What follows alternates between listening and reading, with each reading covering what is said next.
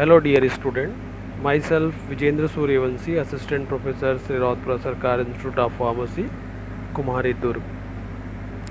Today I will try to explain the relative humidity and dew point temperature. What is the basic difference between the relative humidity and dew point temperature, and what are the factors that affect the humidity of the air.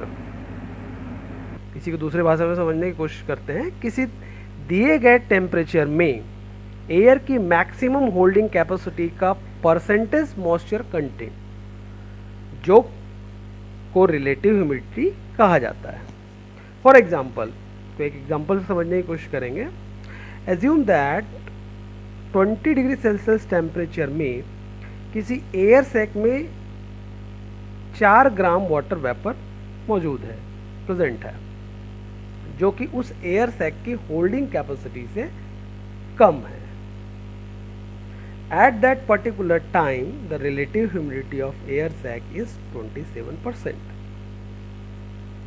If we added more water vapor into air sac at the same temperature, the relative humidity will be increases, and at the saturation point, water vapor can't be added. That is 100% relative humidity. इसको हम 100% relative humidity के समझेंगे of the किसी air sac के लिए at the given temperature, जो कि हमने 20 डिग्री सेल्सियस माना था।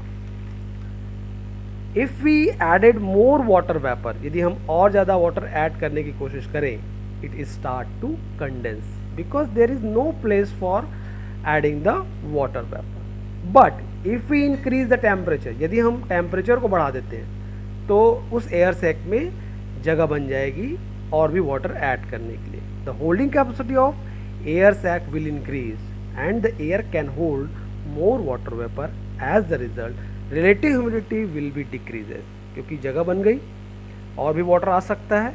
फिलहाल हमने टेम्परेचर बढ़ाया है तो वहाँ पर वाटर के लिए और वाटर वेपर के लिए और भी जगह वहाँ पर हो गई है, जिसकी वजह से उसमें वाटर कंटेंट उस एयर सैक में कम हो गया और इसीलिए हम कहते हैं कि ह्यूमिडिटी डिक्रीज हो गई। ऐसा इसलिए होता है क्योंकि amount of water vapour in air sac is less. So if the temperature decrease, अब हम टेम्परेचर डिक्रीज करेंगे, उल्टा करेंगे, the air sac can not contain as much water vapour.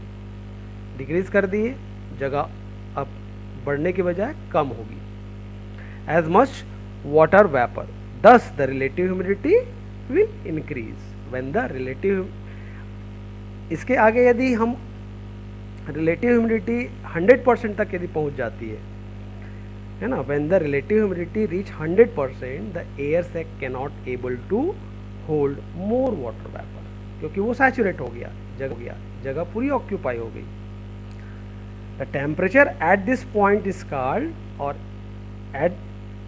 is called due point temperature. इसी temperature को, जिस temperature पे वो और भी वाटर वेपर को ऐड ना कर सके, कैपेबल ना हो सके, उस पॉइंट को ड्यू पॉइंट टेम्परेचर कहा जाता है।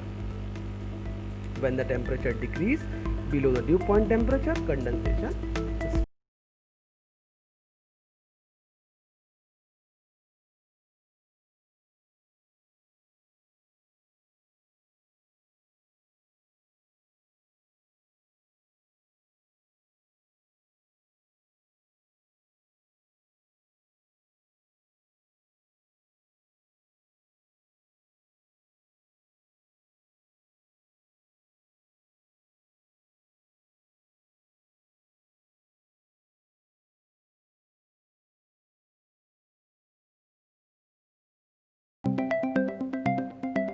So dear student, I expect you are able to understand relative humidity and dew point temperature.